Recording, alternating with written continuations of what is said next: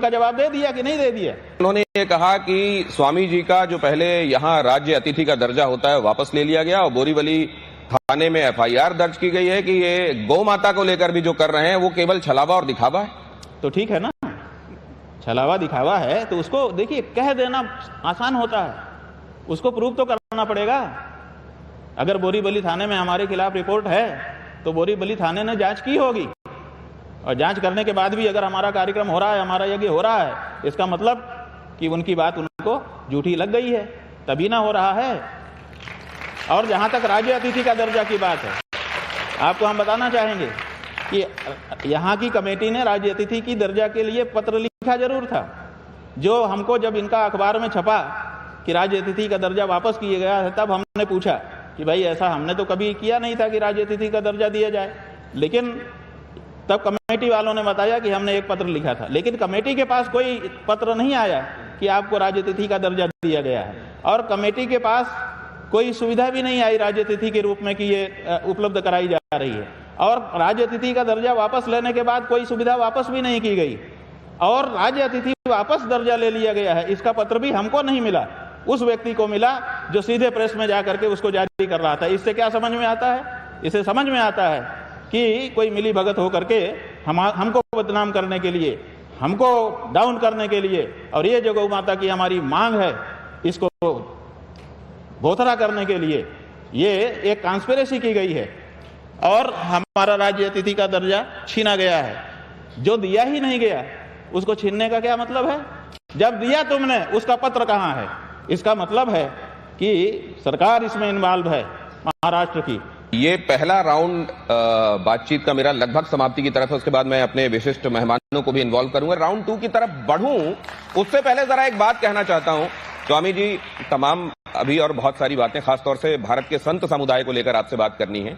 मोहन भागवत ने अभी दिल्ली में ये बात कही कि काशी मथुरा को लेकर संघ कोई अपनी तरफ से सक्रियता नहीं दिखाएगा। स्वयंसेवक हिंदू स्वयंसेवक हैं, अगर वो करना चाहते हैं तो करें, संघ उसमें औपचारिक रूप से नहीं जाएगा। इसको आप कैसे, क्या ये रणनीति का हिस्सा हो सकता है? क्या कई बार कह रहे हैं कि राम जन्मभूमि में हमने भाग लिया था। कब लिया था भाग बताइए? मोहन भागवत किस जेल में गए थे? जब वहां कार सेवा हो रही थी तो मोहन भागवत, तब उनके पहले केतु सुदर्शन, उसके पहले बाला साहब देवरस, उसके पहले रज्जू भैया, कौन वहां पर उपस्थित था बताइए? झूठ क्यों बोलते हैं देश के सामने? ना वो राम जन्मभूमि के आंदोलन में थे और ना यहां रहेंगे, वो तो अब तो साफ ही कह रहे हैं। ये सनातनी हिंदुओं ने लड़ाई लड़ी है, सनातनी हिंदुओं का चूंकि नेतृत्व नहीं है, सनातनी विचारधारा यहां पर राजनीति नहीं करती है, इसीलिए जो राजनीति हिंदू की कर रहा है उसके पीछे सब सनातनियों को गिन लिया जाता है। तो हम सबको भाजपा में गिन लिया जाता है। क्यों? क्योंकि दूसरी कोई सनातनी विचारधारा की पार्टी ही देश में नहीं है। तो स्वामी, सनातनी विचारधारा की राजनीति ही इस देश में नहीं होती है। जिस दिन ये होने लग जाएगी उस दिन अलग हो जाएंगे। तो बहुत सारे लोग तो ऐसे भी हैं जो स्वयंसेवक भी हैं, सनातनी धर्मावलंबी भी। वो स्वयं सेवक हैं, उनकी अपनी स्वयं की भावना है। ये अब एक और राउंड हुआ, अब जल्दी से 2-2 मिनट आप सबके पास है, अपनी अपनी बात कहिए। बिल्कुल, आप 2 मिनट प्लीज मर्यादा रखिएगा। हाँ, जी देखिए क्या है कि महाराज जी से लोग डरते बहुत हैं। प्राइम मिनिस्टर के पास टाइम नहीं है। धीरेन्द्र शास्त्री के पास गए थे पर्चा दिखवाने, शायद वहां घूम आए। उसके बाद एक साहब ने संभल से बुलाया।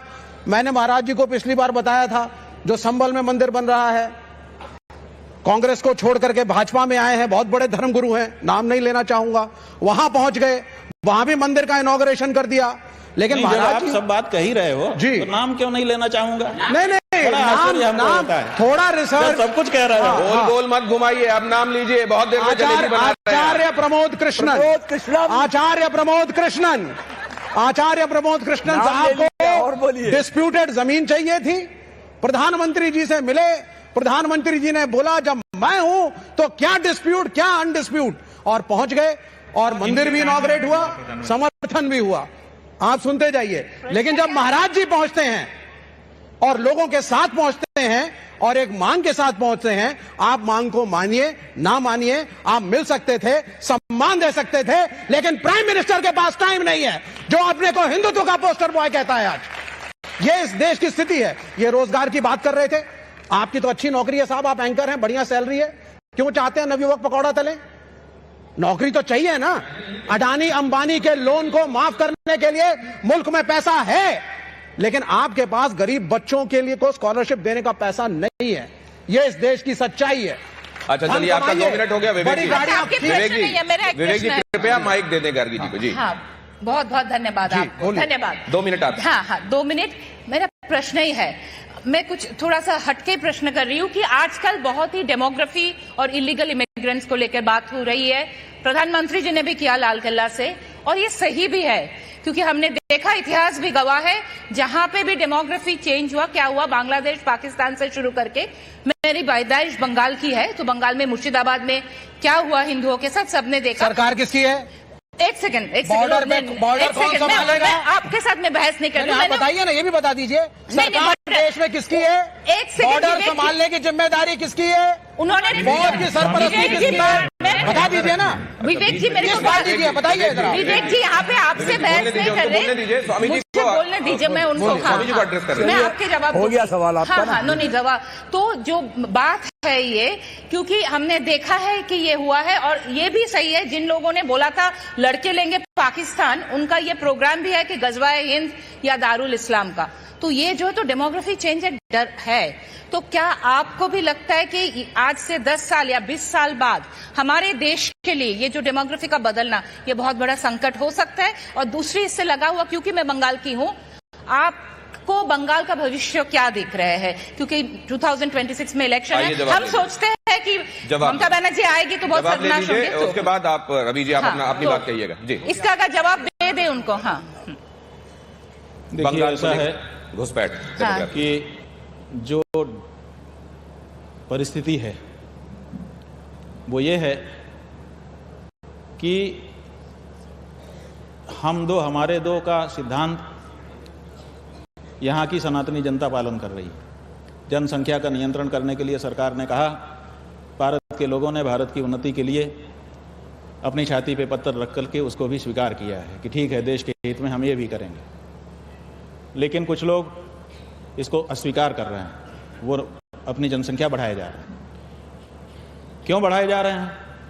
क्योंकि उनके यहाँ जब बैठक होती है, उनके विद्वान कहते हैं कि देखो, इस देश में डेमोक्रेसी लागू है, और डेमोक्रेसी में जिसके जितने वोट होंगे वही सत्ता में भागीदारी करेगा। इसलिए यहाँ वोट बढ़ाओ, अपने घर में ज़्यादा बच्चे पैदा करो ताकि ज़्यादा वोट तुम्हारे रहें। जितने ज़्यादा तुम्हारे वोट होंगे उतना ही सत्ता में तुम्हारी भागीदारी होगी। तो वो सत्ता के भविष्य को समझ रहे हैं और इसीलिए बढ़ाते चले जा रहे हैं। केवल पैदा करके नहीं बढ़ा रहे हैं जी, करोड़ों करोड़ बाहर से आ रहे हैं, अपनी बस्ती में वो बसा ले रहे हैं, और बसा करके उनका आधार कार्ड बनवा दे रहे हैं और उनको नौकरी और रोजगार दे रहे हैं, और डेमोक्रेसी बड़ी तेजी से बदलती चली जा रही है। और ये विचार का विषय है, भारत की सरकार के लिए विचार का विषय है कि अगर ये होता रहा तो हिंदुओं को एक दिन धर्म पालन में कठिनाई आएगी। इसीलिए हम चाहते हैं कि ये जो राजनीति चल रही है, जिसमें बाहर से मुसलमानों का विरोध होता है लेकिन अंदर से समर्थन भी होता है, 300 से ज्यादा कल्याणकारी योजनाएं चला दी जाती हैं उनको लिए, तो ये ठीक नहीं है। इस बारे में भारत की जनता को जागरूक होना चाहिए, क्योंकि ये एक बड़ी समस्या भारत की भविष्य में होने वाली है, ये तय है। मतलब आप भी मानते हैं संकट है। इसी संदर्भ में ये योगी आदित्यनाथ हैं जो इस बारे में ये कह रहे हैं कि संभल में जब आजादी हुई तो 45% हिंदू थे, अब 15% बचे हैं। डेमोग्राफी बदलने की कोई भी कोशिश कामयाब नहीं होगी, ये उन्होंने कहा है। संभल कैसे समाजवादी पार्टी और कांग्रेस के समय में चुन चुन करके हिंदुओं को निशाना बनाया जाता था, कैसे उनकी डेमोग्राफी को, उनकी जनसांख्यिकी को कम करके लगातार उन पर अत्याचार करवाए जाते थे, कैसे दंगे करवा करके हिंदू विहीन कर दिया जाता था क्षेत्रों को। बात यह है कि कहते कुछ हैं। देखिए, हम काशी में जब मंदिर तोड़े जा रहे थे तो हमने सोचा कि हम क्या करें, भगवान को जाके पुकारें। तो हम हर मंदिर गए, 1453 मंदिरों में हम गए दर्शन करने के लिए नंगे पांव। 750 किलोमीटर पैदल हम चले गलियों गलियों में, और हमने कुछ ऐसे मोहल्ले थे जो हमारे मुस्लिमों के हैं, उनमें भी हमारे तीर्थों के मंदिर विद्यमान हैं। तो हम कुछ उन मंदिरों को खोज खोज के जा रहे थे, तो हमको थाने की पुलिस आ गई, उसने कहा कि आप यहाँ मत जाइए। हमने कहा क्यों ना जाएं? कहा कि वहाँ जाना संभव नहीं है, वहाँ पूजा नहीं हो रही है, और कुछ ऐसे मंदिर हैं जो बड़े बड़े मंदिर हैं, और उनके ऊपर कचरा डाल डाल करके उनको पाट दिया गया है। कुछ ऐसे मंदिर हैं जहां पर पूजा करने के लिए कोई जाता है तो दिक्कत हो जाती है। अभी जब संभल में मंदिर निकले थे तो काशी में भी कुछ उत्साही लोगों ने मदनपुरा नाम का जो मुस्लिम क्षेत्र है वहां जाकर के एक मंदिर को खोजा और कहा कि भाई इस मंदिर का लिखा पढ़ी क्या है, ये मुसलमान के कब्जे में क्यों है, ताला क्यों बंद है। तो उस पर जांच हुई और जांच होने के बाद मुसलमानों ने कहा कि हम तो मना नहीं करते हैं, कोई भी आए। तो हिंदू नवयुवकों ने कहा कि हम पूजा करने के लिए रोज जाना चाहते हैं, हमको प्रोटेक्शन दीजिए। सरकार ने प्रोटेक्शन नहीं दिया और आज भी पूजा नहीं हो पा रही। तो जब वो कह रहे हैं कि आइए पूजा करने, तो सरकार हिंदुओं को पूजा करने जाने के लिए प्रोटेक्शन क्यों नहीं दे रही है? मतलब सरकार भी चाह रही है कि उनके बीच में आप हस्तक्षेप मत करो। तो ऐसी परिस्थिति है कि मुसलमानों को कहीं ना कहीं से बड़ा प्रश्रय मिल रहा है। जहां इस पार्टी की सरकार है, जहां उस पार्टी की सरकार है, इसका फर्क नहीं पड़ रहा है, वो लोग बसते ही चले जा रहे हैं। जब अफजाल अंसारी ये कहते हैं कि गौ माता के संदर्भ में जो मांग स्वामी जी की है वो जायज है और हम उसके समर्थन में, गौ माता के संदर्भ में वो आवाज उठाते हैं। कम से कम गाय को माता तो बोल रहा है और हमने ये सिद्धांत कर दिया है कि जो गाय को मां कहेगा वो हमारा भाई है। आप हमको खुद कह दो, जो कहना हो, जो आलोचना करनी हो कह दो, लेकिन उसके मुंह से गौ माता को माता शब्द में निकल रहा है, आदित्यनाथ के मुंह से नहीं निकल रहा है। हम किसको भाई कहें, आप बता दो। रवि जी, मैं माननीय स्वामी जी को सिर्फ इतना कहना चाहता हूं कि मैं बहुत सारे धर्मगुरुओं के संपर्क में रहा, बात की, मगर मुझे आज पहली बार एक ऐसे धर्मगुरु से बात करने का अवसर मिल रहा है जिन्होंने अपनी राय देश के बारे में पूरी बेबाकी से रखी है। उन्होंने हर मुद्दे का हर सवाल का सीधा जवाब दिया है। उन्होंने किसी सवाल को घुमाया नहीं है और अपनी राय पूरी बेबाकी से सामने रखी है। मैं समझता हूं कि अब आगे आने वाले समय में देश को इस तरह के ही धर्मगुरु कहें या उन्हें हम एक मार्गदर्शक कहें, वो इस तरह के लोगों की ही जरूरत है जो अपनी राय खुल के देश के सामने रख सके और देश को राह दिखा सके कि सही रास्ता क्या है। धन्यवाद। मेरा सवाल बहुत सरल है, बहुत सिंपल है। आपने बिहार चुनाव की बात कही, आपने कहा कि आप बिहार में कैंपेनिंग करेंगे और जो एक वोट भी यदि गौ माता के लिए मिल गया तो आप अपनी जीत मानेंगे। तो वो कैसे करेंगे? मतलब आप देखिए, आप राजनीति पे बहुत चर्चा करते हैं, जितना राजनीति पे शायद आप कहते हैं उतना मैंने किसी भी धर्मगुरु को कहते हुए नहीं सुना है। क्या आप एक खुद की पॉलिटिकल पार्टी बनाएंगे और एक कैंडिडेट खड़ा करेंगे जिसे वोट मिलेगा तो आप समझेंगे कि हाँ गौ माता के लिए वोट मिला है, या फिर कैसे वो तय करेंगे कि गौ माता के लिए वोट मिला है? और दूसरी चीज, यहां पर राजमाता डिक्लेयर कर दिया गया 2024 में, एकनाथ शिंदे जी तब सीएम थे, देवेंद्र फडणवीस डीसीएम थे, उसके बाद उन्हीं की सरकार जीत के आई। तो क्या आपको लगता है यहां पर गौ माता के लिए वोट पड़ चुका है? और बिहार में आप कैसे तय करेंगे कि गौ माता के लिए वोट पड़ा है? देखिए, बिल्कुल वाजिब और व्यवहारिक प्रश्न आपने पूछा, जो इस समय सचमुच पूछा जाना चाहिए और समझा जाना चाहिए। गाय के लिए वोट पड़ता है तो गौ माता का वोट है, गाय के लिए लोग वोट करना चाहते हैं और गौ हत्या की बंदी करना चाहते हैं लोग, इसलिए अब हम वहां जा रहे हैं। अब वहां पर कोई पार्टी तो देखिए है नहीं, हमने तो हर पार्टी को बार बार कहा कि कोई तो सामने आओ, आखिर हमको तो राजनीति करनी नहीं है, हमें सत्ता में जाना नहीं है। हम अगर मतदाता तैयार करेंगे तो लेगा कौन उस वोट को? तो हमने हजारों लोगों को गौ मतदाता का संकल्प करा दिया। अब जब लोकसभा का चुनाव होने लगा, हमारे पास फोन पे फोन, हम किसको वोट दें, हम अमुक जगह पे हैं, हम अमुक कॉन्स्टिट्यूंसी में हैं, हम किसको वोट दें महाराज जी बताइए, हमने संकल्प लिया है। हमारे लिए बड़ा कठिन काम हो गया कि हम उनको कैसे बताएं। तो ऐसी परिस्थिति में हमको किसी न किसी का नाम तो बताना पड़ेगा, किसी पार्टी का नाम तो हम बता नहीं सकते। इसलिए अब वहां जा रहे हैं। गाय के लिए जिन लोगों ने कार्य किया होगा उनको कहेंगे कि आप नामांकन करो, और नामांकन करने तक हम नाम किसी का नहीं घोषित करेंगे। तो नामांकन तक हम किसी का नाम नहीं बताएंगे। जब नामांकन आ जाएंगे तब उसी में से जो हमारा आदमी होगा उसकी घोषणा हम कर देंगे, और उसको जो वोट मिलेंगे उसका हम प्रचार भी करेंगे, और उसको जो वोट मिलेंगे वो गौ माता के वोट माने जाएंगे। स्वामी जी, वैसे वहां जो कह रहे हैं कि गौ माता के लिए यहाँ पर वोट पड़ा, इस कारण इतने ज्यादा वोट मिले, पर राहुल गांधी कहते हैं यहाँ पे वोट चोरी हुई है। तो किस चीज को माने, वोट चोरी हुई है गौ माता की वजह से इनको बहुत ज्यादा वोट मिला है? आपका क्या कहना है? आपने तो कह दिया कि भाई वो राहुल गांधी का अपना गणित है, अपना कैलकुलेशन है, उनकी अपनी आंख है। हम उसमें कैसे कुछ बोल सकते हैं? जिसकी जैसी आंख होगी वो ऐसा देखेगा। स्वामी जी, उन्होंने जो देखा होगा वो कह रहे हैं।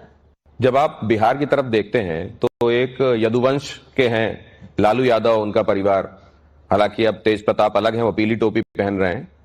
दूसरी तरफ प्रशांत किशोर हैं जो पढ़े लिखे हैं, थोड़ा पढ़े लिखों वाली शैली के तहत आगे बढ़ते हैं। एक तरफ जेडीयू और बीजेपी का कंबाइन है। आपको किसमें दिखाई देता है उम्मीद, मतलब थोड़ी झलक किसमें लिखती है, थोड़ा सा सिल्वर लाइनिंग कहां दिखाई देती है? हमने अपने देश में नेता के रूप में पढ़े लिखों को भी देख लिया है और गैर पढ़ों को भी देख लिया, दोनों आप समझ रहे होंगे। जो पढ़े लिखे थे उनको भी देख लिया, बड़े बड़े पढ़े लिखे प्रधानमंत्री हो गए, विश्व प्रसिद्ध विद्वान प्रधानमंत्री हो चुके, और जिन्होंने डिग्री न दिखाने की कसम खा रखी है उन्होंने भी शासन कर लिया। हमें पढ़े लिखे गैर पढ़े लिखे से मतलब नहीं है, हमें भारत की भावना को समझने वाला नेता चाहिए जो भारत की भावना को समझता है।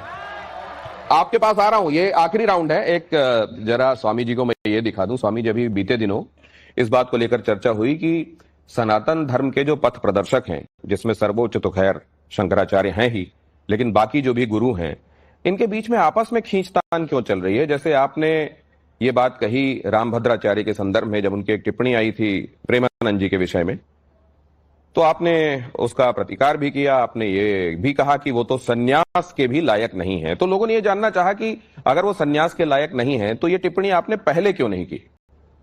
ऐसा है कि हमने टिप्पणी की, ये सही नहीं है। शुरुआत रामभद्राचार्य जी ने की, उनसे कोई पॉडकास्ट करने वाले पत्रकार हैं, वो बातचीत कर रहे थे, उसी में उन्होंने संतों का नाम लिया और केवल किसी संत विशेष का, जो प्रेमानंद जी का ही नाम नहीं लिया, उन्होंने शंकराचार्य जी का नाम लिया। उन्होंने चारों शंकराचार्यों के बारे में बात कही, जिसमें हम व्यक्तिगत रूप से भी सम्मिलित होते थे, और उन्होंने उनकी योग्यता पर प्रश्न चिन्ह उठा दिया कि 5 मिनट भी संस्कृत नहीं बोल सकते, ये शब्द कह दिया। और इतना ही नहीं, आदि शंकराचार्य के बारे में उन्होंने गलत बयानी की। तो ऐसी परिस्थिति में हमारे ऊपर दबाव था समाज का कि आप इस पे कुछ बोलिए, अगर, क्योंकि इसके पहले भी वो बहुत बोलते रहे हैं, कई बार ये सब तरह तरह की बात बोलते रहते हैं, लेकिन हम लोग नहीं बोले क्योंकि इससे संदेश अच्छा नहीं जाता है। लेकिन जब वो अति हो गई तो हमारे ऊपर भी लोगों का दबाव आया कि कुछ तो इस पे आपका वर्जन आना ही चाहिए। तो हमने जो बात थी वो कही। जब मौका होता है तब कहा जाता है। इसके पहले जब वो सन्यासी बने, जब उन्होंने अपने आप को रामानंदाचार्य घोषित किया, जब वो चित्रकूट में मठ बनाने लगे, जब वो सब कथा वार्ता करने लगे, जब चीजें करने लगे, तब हम हमारे गुरुजी के सेवक के रूप में थे। आज हम शंकराचार्य के पद पर हैं, हमारा दायित्व तो आज बनता है और आज हमने कह दिया जो शास्त्र की बात है। लेकिन उन्होंने ये भी कहा कि शक्तियां सनातन धर्म को निर्बल बनाने के लिए तोड़ मरोड़ कर पेश करती हैं। तोड़ मरोड़ के आप लोग पेश करते हो, आप लोगों के ऊपर उंगली उठा रहे हैं। जवाब दो, सुनिए ना, जवाब दो, ये पूरा तो सुनिए। हिंदू धर्म की रक्षा में तत्पर हो जाना चाहिए। आप मानते हैं कि जो बात इन्होंने कही थी, ये कह रहे हैं कि तोड़ मरोड़ के बातें कह दी गई, वो तो आप संतों के बीच में कहीं कोई दरार, कहीं भाई संतों के बीच में कभी भी मनमुटाव नहीं होता है, लेकिन सिद्धांत का झगड़ा हमारा सदा चलता है। हम सिद्धांत के लिए शास्त्रार्थ करते रहते हैं, अपने सिद्धांत की रक्षा के लिए हमारी बातचीत सदा से होती रहती है। और सुनिए, ये जो भारत की सेना है ना, ये रोज लड़ती रहती है, ये लड़ती रहती है। आप जाएंगे तो देखेंगे कि लड़ाई हो रही है, फायरिंग हो रही है।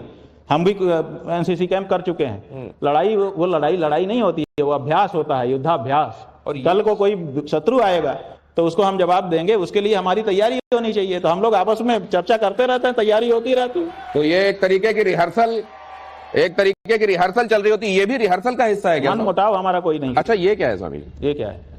मैं तो कह रहा हूं शंकराचार्य ही नहीं तो क्या करें उसको? जो शंकराचार्य ही नहीं है, अब कुंडली बोलूंगा तो बहुत बुरा लग जाएगा। जो कश्मीर में 370 धारा को वापस लाने की बात कर रहा हो, जो उद्धव ठाकरे को मुख्यमंत्री बनने की बात कर रहा हो,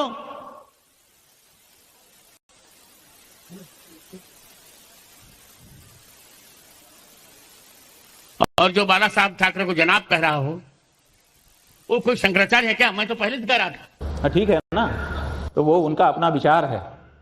वो कह रहे हैं कि हम शंकराचार्य हमारे बारे में कह रहे हैं, ये पुराना वक्तव्य है। और इसमें बाबा बागेश्वर भी बैठे हुए हैं। तो ठीक है ना, उन्होंने एक प्रार्थना की है, लेकिन बाबा बागेश्वर ने क्या, उन्होंने क्या कि ये जो संत समाज है आपस में एक दूसरे के अपने गुरुजी को कहें ना, संत समाज में सबसे पहले उनके गुरुजी उनके लिए होने चाहिए। सारा संत समाज उनका है, लेकिन उसमें पहला नंबर उनके गुरुजी का होना चाहिए। किसी भी शिष्य के लिए उसका गुरु सर्वप्रथम होता है। तो संत समाज में सबसे पहले तो रामभद्राचार्य जी का नाम बाबा बागेश्वर के लिए आना चाहिए। तो अपने गुरुजी को क्यों नहीं कहते हैं कि मिलजुल के रहना चाहिए और विवाद नहीं संवाद करना चाहिए? दूसरे संतों से क्यों अपील करते हैं? वो पहले अपने गुरुजी से अपील करें।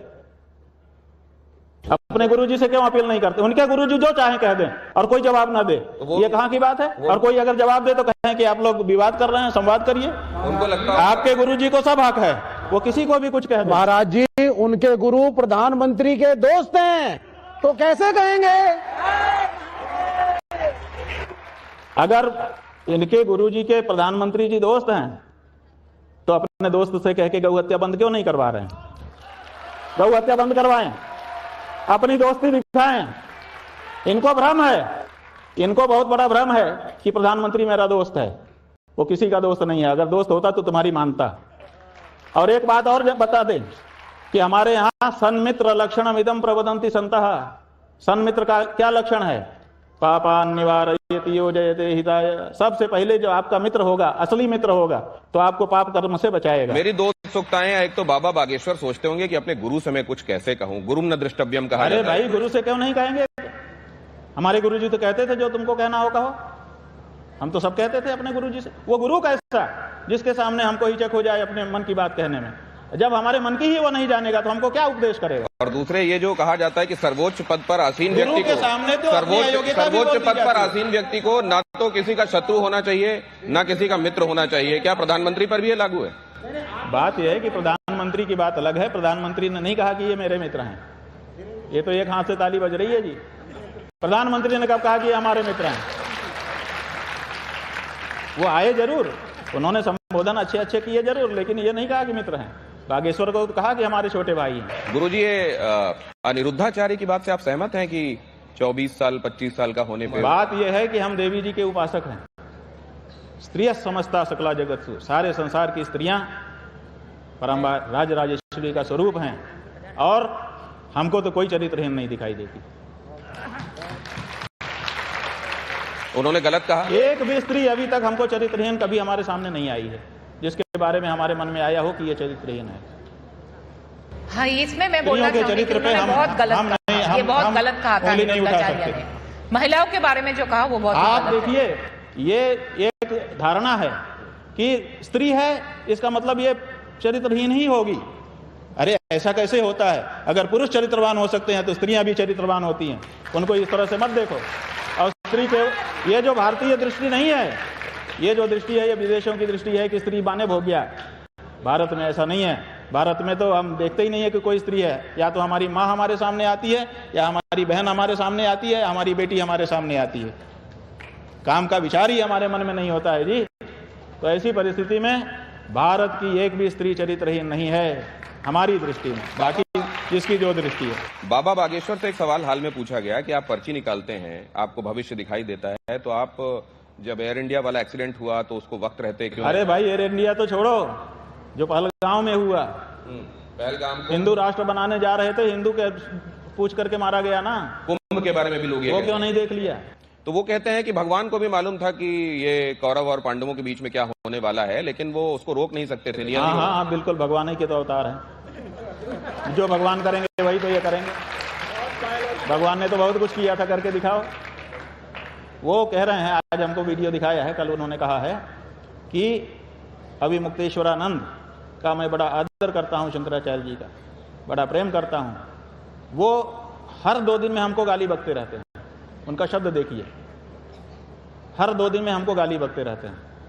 हमारा एक शिष्य है प्रत्येक चैतन्य मुकुंदानंद गिरी, उसने, हमने फेसबुक पे देखा, उसने पूछा है बागेश्वर वालों से कि आपके बारे में नहीं, दुनिया के किसी के भी बारे में अगर हमारे गुरुजी के मुंह से गाली निकलती हुई का वीडियो ऑडियो दिखा दो तो हम तुम्हारे चेला बन जाएंगे, और नहीं तो तुम क्षमा मांगो हमारे गुरुजी से।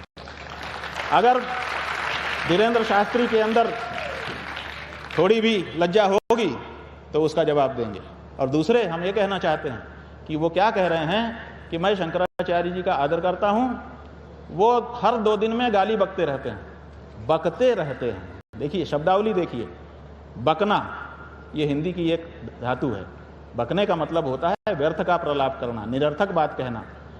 बकना जो है वह आदरणीय के लिए नहीं उपयोग में किया जाता है। तो आप एक तरफ कह रहे हैं कि आदरणीय है और बकते रहते हैं, तो जो बकने वाला है वो आदरणीय नहीं हो सकता और जो आदरणीय है वो बक नहीं सकता। तो ऐसी स्थिति में दोनों का साथ में प्रयोग करने से पता चल रहा है तुम्हारी मूर्खता नहीं है धीरेन्द्र शास्त्री, ये तुम्हारे गुरु की मूर्खता है कि तुम्हारे जैसा चेला उसने पैदा किया।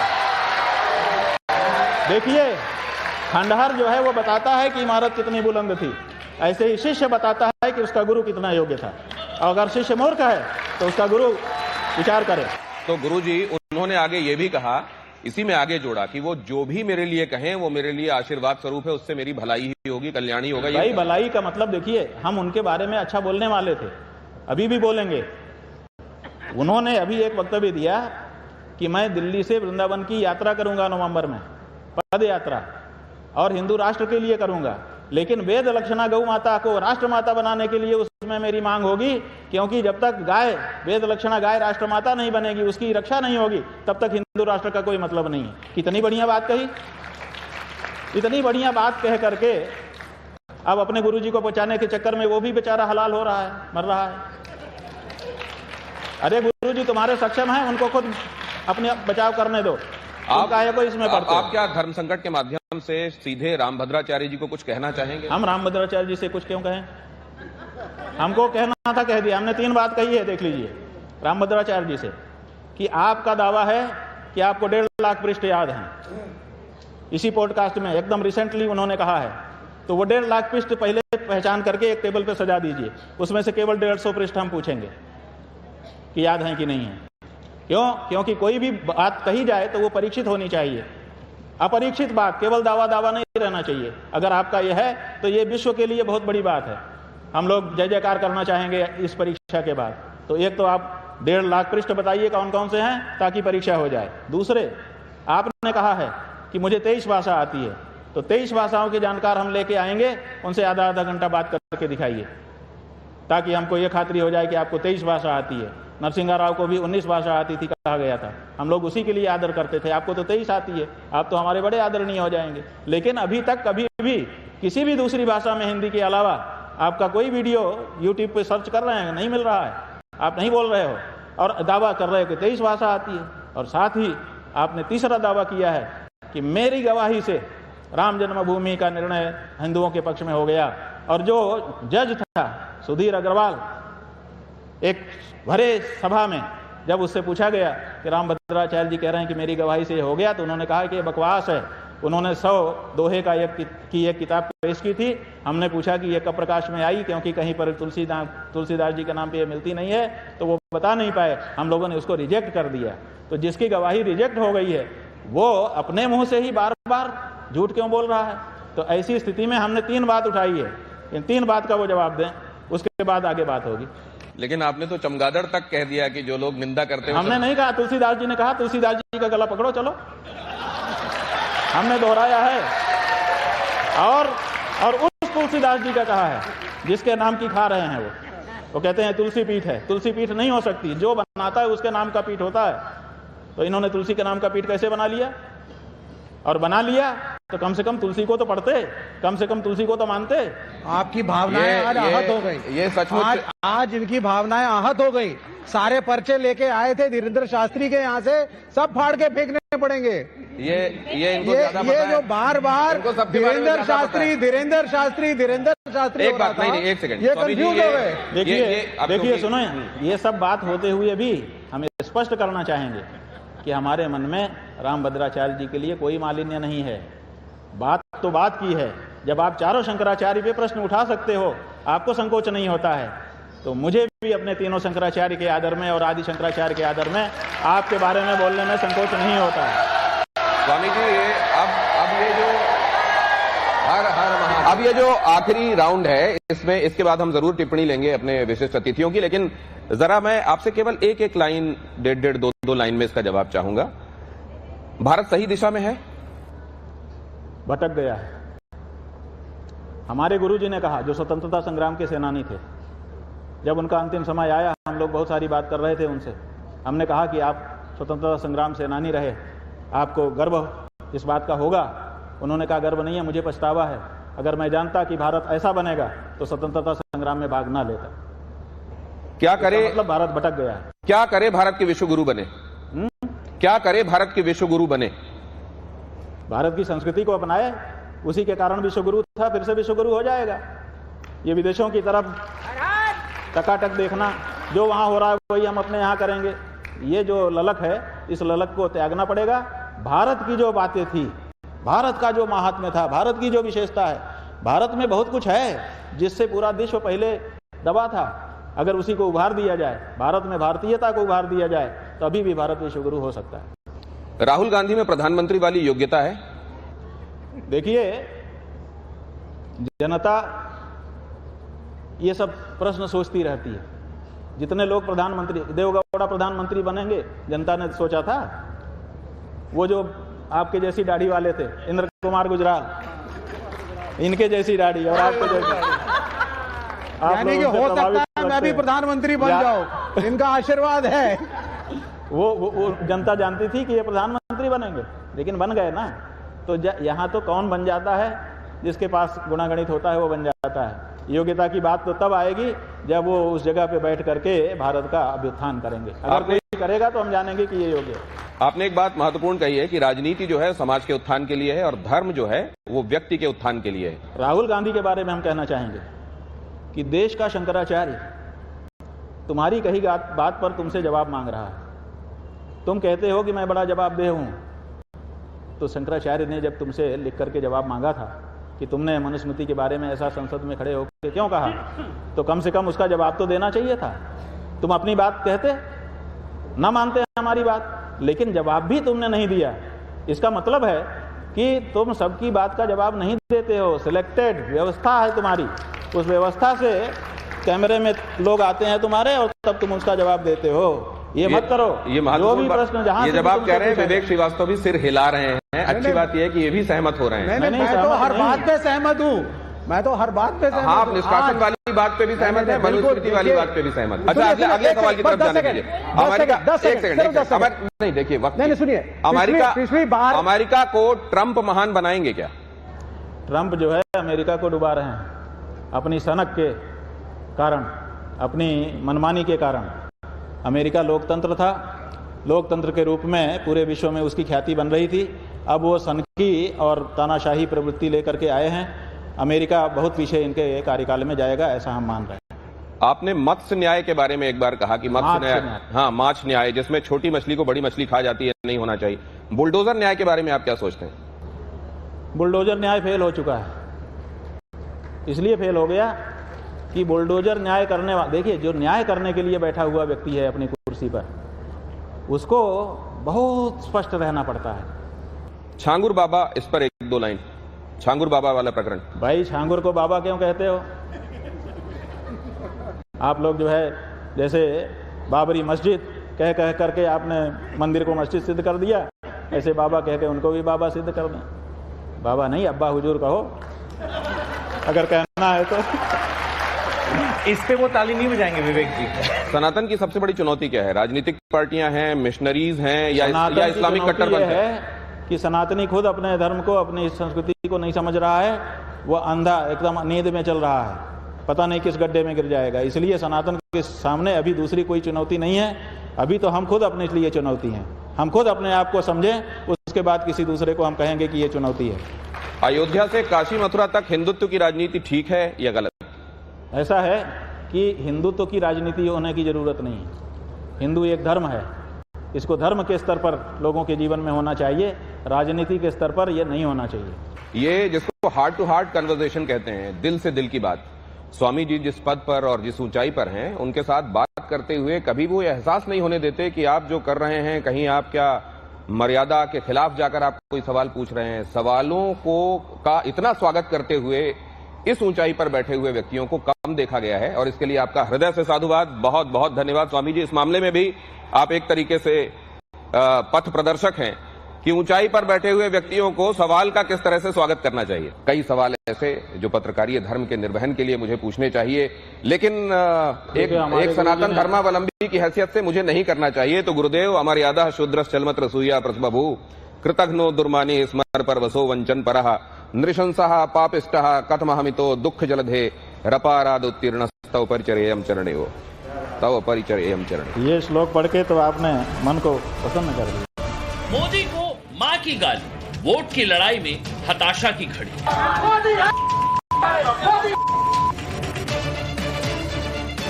राहुल तेजस्वी अखिलेश की तिकड़ी, भारी पड़ेंगे इमोशनल मोदी। हाइड्रोजन बम वाले